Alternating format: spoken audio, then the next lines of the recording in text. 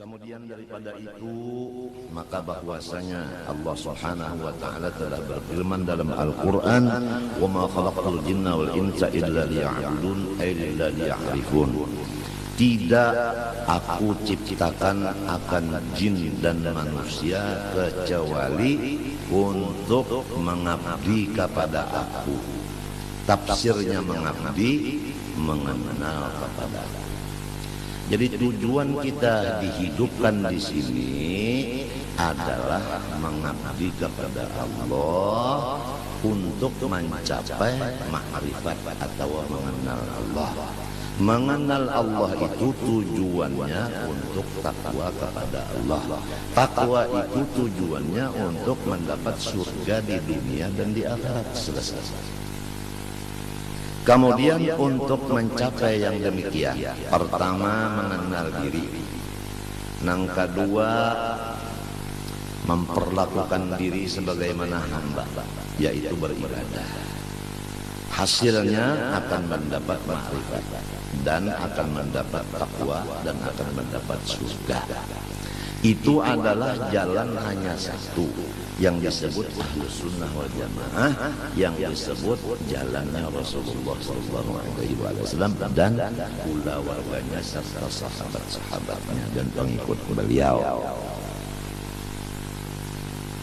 Kemudian tidak ada jalan untuk yang itu lagi kecuali kita belajar.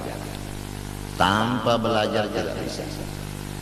Belajar kepada seorang guru yang menguasai ilmu itu. Guru ini pula dia menguasai ilmu itu dan dapat izin dari gurunya untuk mengajarkan ilmu itu. Dan gurunya ini dapat izin lagi guru yang di atasnya sampai kepada Rasulullah SAW. Kalau ilmunya, kalau pembicaraannya itu tidak ada hubungan sampai ke Rasulullah, putus di tengah jalan, maka itu disebutkan sesat. Contoh adalah kendaraan mobil. Kalau surat menyuratnya tidak lengkap, maka kita yang ikut di dalam mobil itu ada mempunyai resiko besar. Tatkala ada razia, maka ditahan. Nah, jadi kendaraannya ditahan di polisi, orangnya yang di situ terpaksa pulang ke rumah jalan kaki.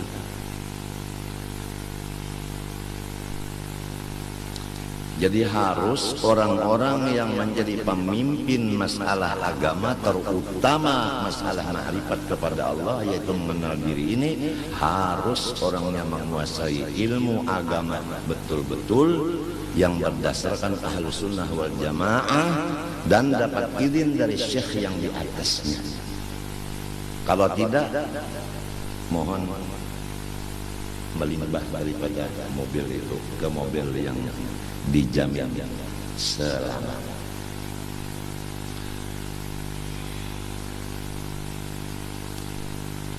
Adapun contoh kita untuk yang demikian keseluruhan hanya satu, Rasulullah SAW.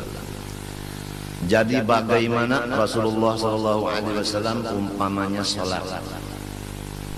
Beliau salat itu mengatakan adalah khusyuk dan beliau melaksanakan khusyuk karena perintah Allah supaya salatnya khusyuk. Qad aflahal mu'minun alladzina hum fi salatihim khashi'un. Orang beriman itu beruntung. Tandanya nomor satu khusyuk di dalam salat. Khusyuknya Rasulullah dalam salat, coba kita belajar kepada guru. Guru itu belajar dari gurunya, dari gurunya sampai kepada tabi'in. Tabi'in ini belajar prakteknya dengan sahabat. Sahabat itu mempraktikkan apa yang dipraktikkan Rasulullah. Jadi sholat itu tidak bisa dilajarkan dengan mendengar-dengar begitu aja. Harus belajar praktiknya dengan orang yang sudah selesai belajar praktik. Bukan teorinya aja, bukan. Cara Rasulullah mengangkat tangan gimana? Cara Rasulullah meletakkan tangan di mana? Gimana? Cara Rasulullah meletakkan dua kaki waktu berdiri, waktu sujud gimana? Itu cara mata Rasulullah, letaknya kemana tujuannya? Itu cara bacaan Rasulullah gimana? Hati Rasulullah gimana? Itu harus dikuasai dulu. Misal contoh sholat. Nah, sekedar kita mencontoh sholat sebagaimana Rasulullah yang diajarkan beliau, sallu kama ra'aitumuni usolli, kamu sholat lihat sebagaimana saya. Tentu yang dilihat itu yang zahirnya dulu. Kalau yang zahirnya sholatnya udah lain, pakaiannya bukan seperti pakaian Rasulullah waktu sholat, mengangkat tangannya bukan seperti Rasulullah, bacaannya bukan seperti Rasulullah, ruku' i'tidal bukan seperti Rasulullah, bacaannya bukan seperti Rasulullah, udah nggak bisa dia mengenal diri. Otomatis dia tidak bisa mengenal Allah. Otomatis dia tidak bisa mengajar orang lain untuk mengenal diri dan mengenal Allah. Otomatis tidak bisa mencapai takwa kepada Allah. Otomatis hidupnya sengsara. Kalau terjadi orang yang tidak mengikut Rasulullah hidupnya bahagia, maka itu tidak ada lain dari istidraj, lanjuran semata-mata. Itu yang disebut di ayat sanastadrijuhum min haitsu la ya'lamun wa umli lahum inna kaidi matin. Kami berikan apa aja terhadap mereka. Kesehatan diberi, harta diberi, kekuasaan diberi, kemuliaan diberi, dan semuanya diberi. Tapi hawas. Tatkala habis umurnya, dia langsung mendapat jahanam. Dunianya hanya di surga. Tapi kalau orang soleh, Rasulullah contohnya, asyaddun nasi bala'an al-anbiya, thumma al-ulama, thumma al-amthal fal-amthal, atau kama qala sallallahu alaihi wasallam. Ini beda. Orang soleh, terutama Rasulullah, tanda kesolehannya adalah musibah dan bala, penyakit dan pikiran yang berat-berat. Itu saling sehari tambah barat, tambah banyak, tambah macam-macam. Dirinya sakit, mertuanya sakit, istrinya sakit, anaknya sakit, kentongnya juga sakit. Itu tambah hari tambah banyak, tambah hari tambah banyak, tambah hari tambah banyak bebannya itu. Itu tandanya orang soleh. Kalau tandanya orang dilanjur, dia sehat segar bugar, istrinya juga, anaknya juga, keluarga juga, hartanya tambah terus, nggak ada apa, dilanjur. Seperti itu apa, kerbau atau sapi itu diberi makanan, diberi suntikan macam, akhirnya disembelih jadi kurban. Mau begitu? Tentu jawabannya no.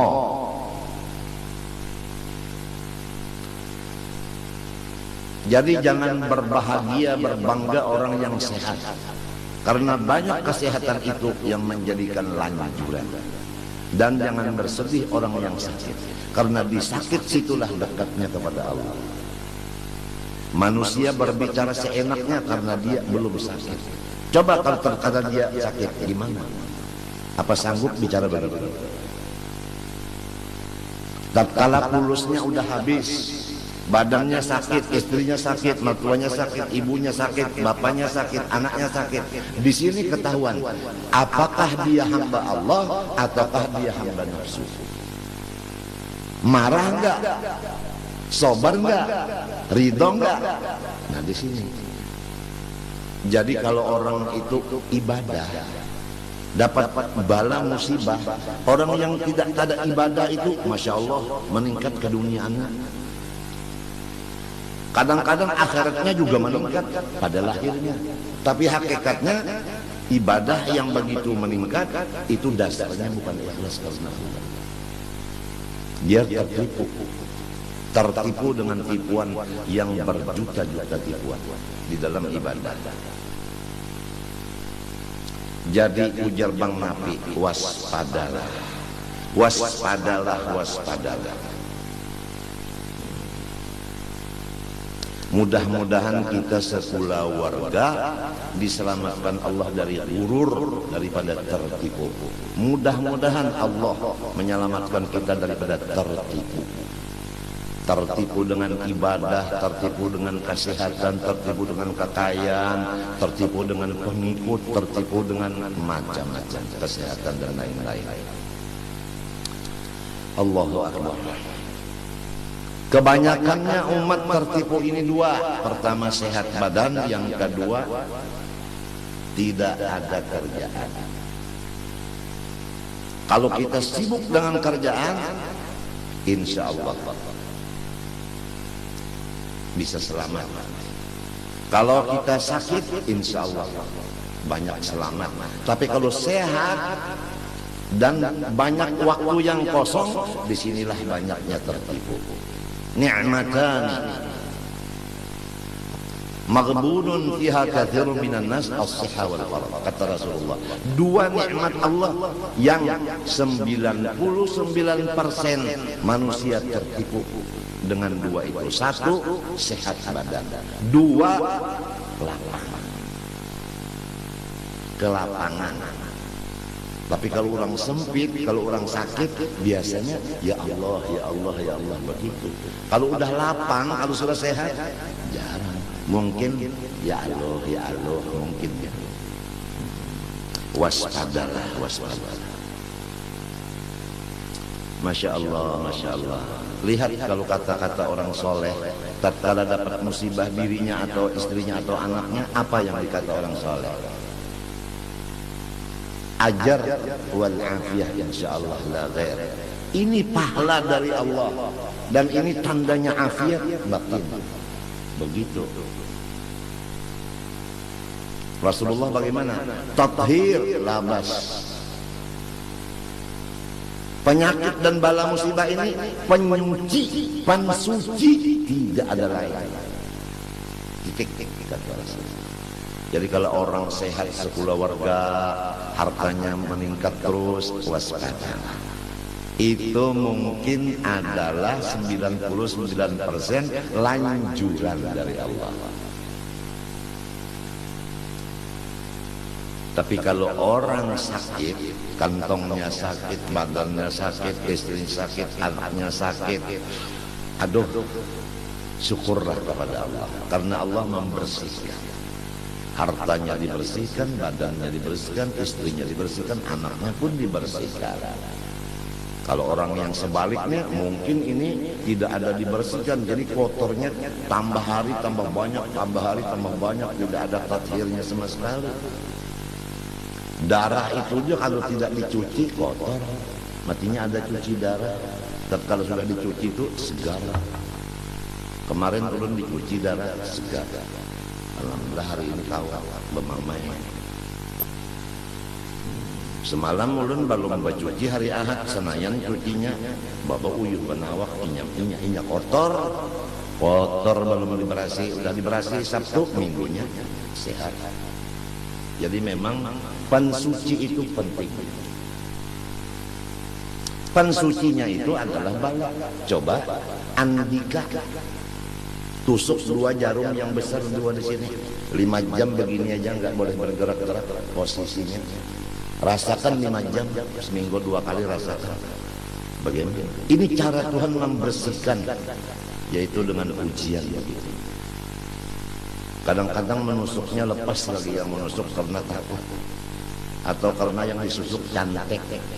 Yang menusuk ini terpengaruh dengan kecantikannya, apalagi yang disusuk itu senyum seperti senyum Pepsodent.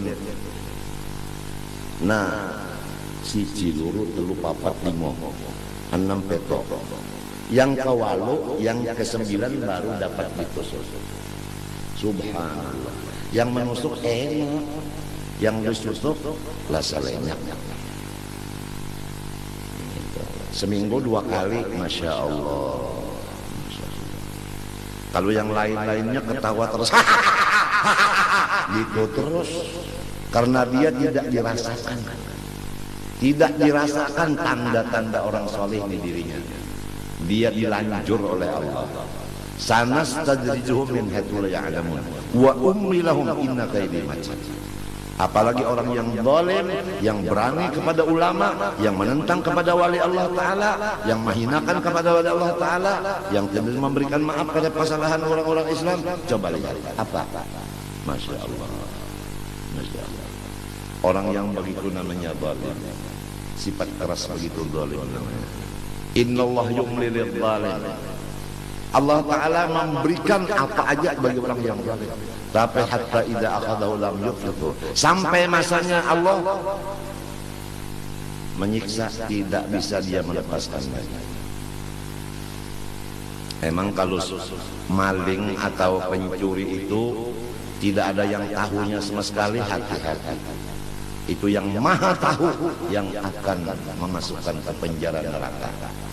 Kalau pencuri itu satu pun nggak ada yang tahu, atau ada yang tahu itu pencuri tapi didiamkan, karena yang mendiamkan itu pencuri juga. Tapi Allah yang maha kuasa itu yang bakal memasukkan ke dalam penjara. Penjaranya di mana? Jahannama yaslaunaha fabi'sal qarar. Di sana nanti. Kalau penjara di sini sekian tahun bebas. Di sana khalidina fiha, kekal di dalamnya. Enggak ada istilah sekian tahun, enggak ada. Jadi kalau orang lepas dari penjara di sini jangan gembira-gembira dong. Kalau kesalahan banyak di sini, salah sama ulama, salah sama orang tua, salah sama macam-macam, jangan bergembira dong. Walaupun nggak masuk penjara di sini, di sana yang kekal. Ya mudahan kita dapat bimbingan dari Allah yang sebenarnya. Kemudian ini hari kita membaca sambungan daripada yang dibaca kemarin sebelum hari raya Kurban, yaitu masalah orang yang mengenal dirinya sebenar-benar kenal. Kemudian akhirnya dia kenal kepada Allah, kemudian dia takwa kepada Allah, kemudian dapat surga di dunia. Nah, orang yang mendapat sedikit saja daripada itu ilmu, tidak ada lain kecuali melewat daripada Rasulullah SAW yang diumpamakan seperti Rasulullah itu lautan ilmu itu. Jadi orang yang mengenal dirinya sebenar-benar kenal itu mengambil daripada pengenalan Rasulullah. Tidak bisa orang mengenal diri kecuali mengambil pengenalan itu dari Rasulullah. Rasulullah ini mengambil dari Allah. Sesudah ada di tangan Rasulullah, Rasulullah yang membagi-bagi ke sini, ke sini, ke sini. Maka orang masing-masing dapat pengenalan itu. Nah, kenapa orang yang udah kenal bahwa Rasulullah ini tukang bagi, kenapa dia menganggap bahwa pengenalan ini dari Allah langsung, tidak melewat Rasulullah? Buktinya tidak membicarakan masalah Rasulullahnya, yang dibicarakan Allahnya, Rasulullahnya tidak terdengar. Masya Allah. Mana bisa kita dapat ayah tanpa kakek duluan? Paham? Nah, kenapa kita mengingatkan kakek, ayah ditinggalkan, sedangkan kita mengambil dari ayah bukan langsung dari kakek? Itu hanya contoh. Jadi memang dari Allah, cuman lewatnya lewat Rasulullah. Betul nggak? Betul nggak?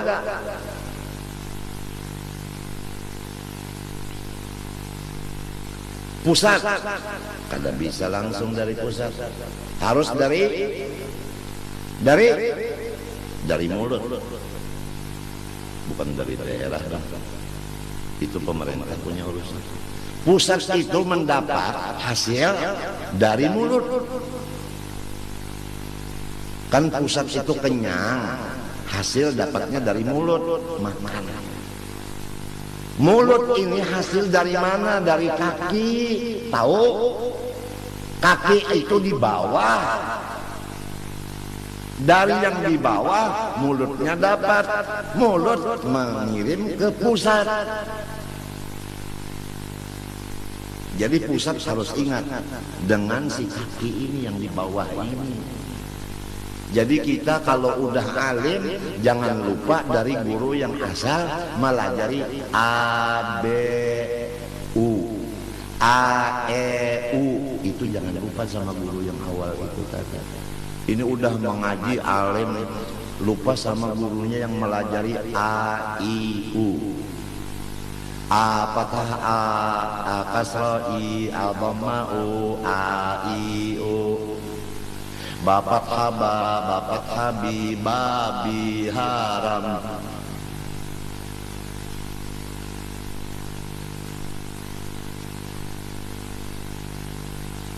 Biasanya udah alim lupa, apalagi udah alim punya Mercedes. Gurunya yang asal melajari A I U itu tadi batukan, jalan kaki. Yang muridnya yang melajarnya udah pangkatnya tinggi, udah hartanya banyak, udah mobilnya. Aduh, nggak ada assalamualaikumnya, nggak ada. Paling-paling kalau assalamualaikum karena gurunya udah tengkong tangannya begitu karena stroke, assalamualaikum. Jadi kata gurunya waalaikumsalam wa qurabbi wa hajal burud. Sekian. Akhirnya apa muridnya? Ada yang picak satu, ada yang beburut, ada yang bakurab. Karena kawalat sama gurunya. Orang yang ketulahan sama gurunya itu macam-macam. Ketulahan itu kawalat itu macam-macam caranya. Ada yang hartanya habis, ada yang rumah tangganya berantakan, ada yang parutnya macam-macam. Ada yang pangkatnya amblas, ada yang hutangnya meningkat, pakai bunga lagi.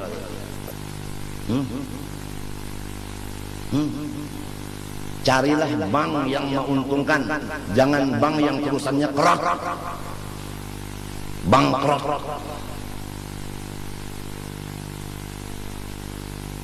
Ini mungkin di sini ada nih tamu datang nih. Kira-kira direktur bank kira-kira. Kenapa ya? Kebetulan Bapak di rumah saya, jadi saya yang berpuasa.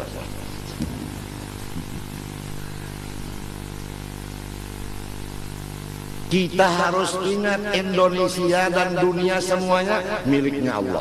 Lillahi ma fis samawati wa ma fil ard. Wa in tubdu ma fi anfusikum aw tukhfuhu yuhasibkum billah. Fayaghfiru man yasha wa yu'adzibu man yasha. Wallahu ala kulli syai'in qadir. Allahu Akbar. Sami'allahu liman hamidah. Rabbana wa lakal hamd. Bahasa di Makkah.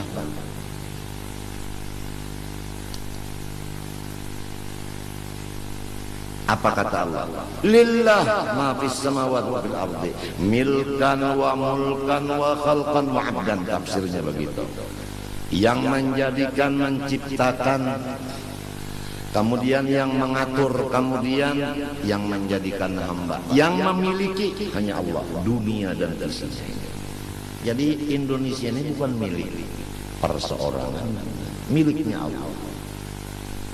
Bukan milik perseorangan, maksudnya manusia. Jadi kalau rumah ini milik saya punya program di rumah. Istri saya kerjaannya ini.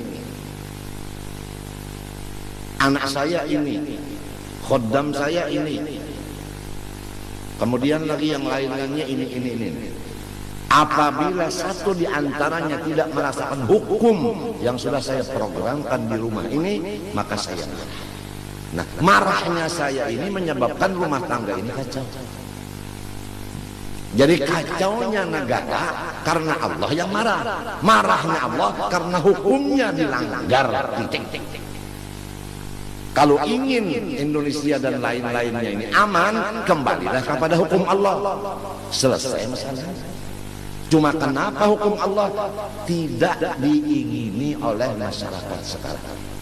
Bahkan dianggap hukum Allah ini teror dan sebagainya. Kenapa?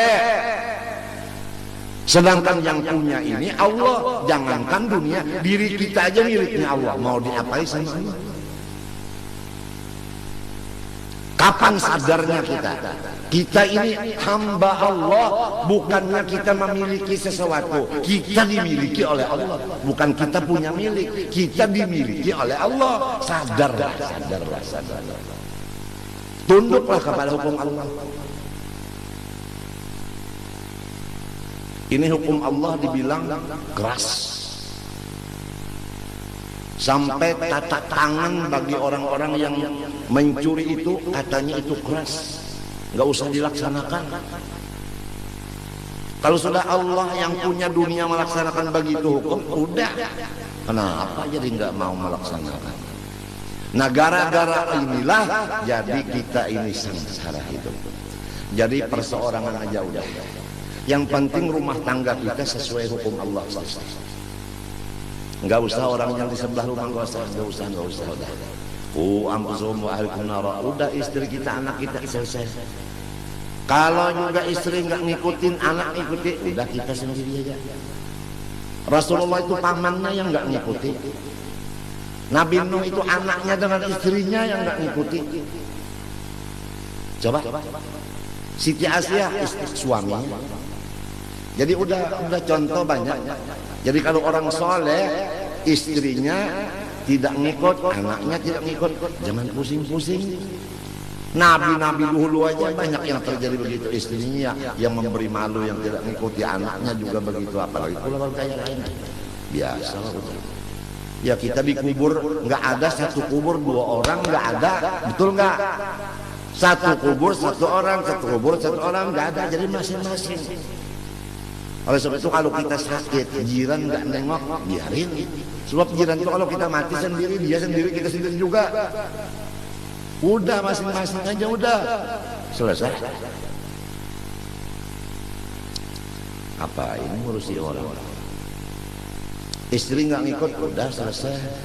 Anak nggak ikut, biarin. Cuman kita berikan nasihat dulu. Kalau kita nggak beri nasihat, salah. Udah kita memberikan nasihat untuk diri kita dan mereka itu puluhan tahun udah. Paham nggak? Puluhan tahun udah, mulai kita sakit sampai tambah sakit, sampai jingkar. Terus ya, nggak ada gaji 1 sen pun dari masyarakat. Lillahi subhanahu wa ta'ala Rabbi azza wa jalla. Orang yang memusuhi kita, nggak ada yang membantu kita. Kita kesusahan, nggak ada yang nolong. Orang yang iri dengki tambah banyak. Orang yang suudzon tambah meningkat. Sendirian kita. Akhirnya bagaimana putusan kita? Ya udah, alaikum anfusakum, urusi diri sendiri saja. Titik.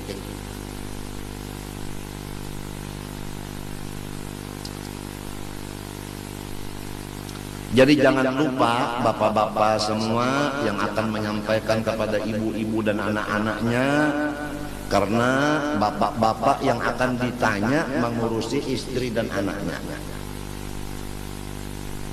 Jadi bapak-bapak yang wajib ngaji untuk menyampaikan kepada istri dan anaknya. Jadi istrinya di rumah aja, bapaknya yang ikut pengajian. Kalau istrinya yang datang, anaknya yang perempuan datang, bapaknya, suaminya di rumah aja tiduran. Oh, tuh nantinya terjadilah yang tidak enak.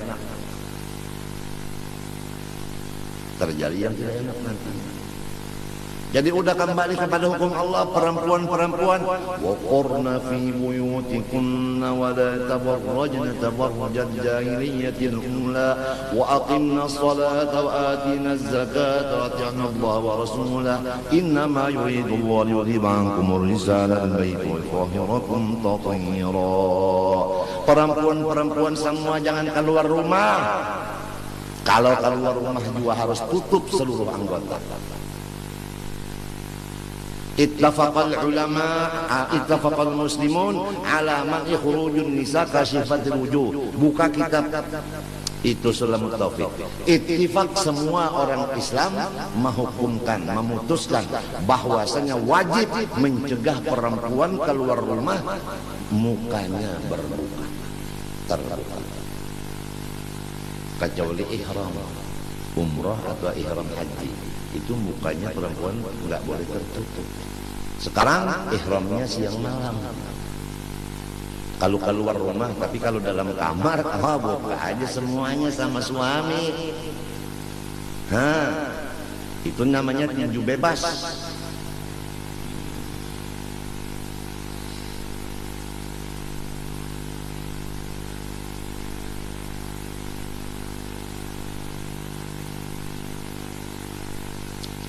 Ya mudah-mudahan Allah Ta'ala memberikan kesadaran di hati kita, mengaku bahwa diri kita banyak salah, banyak melanggar hukum Allah, baik diri sendiri maupun istri dan anak kita.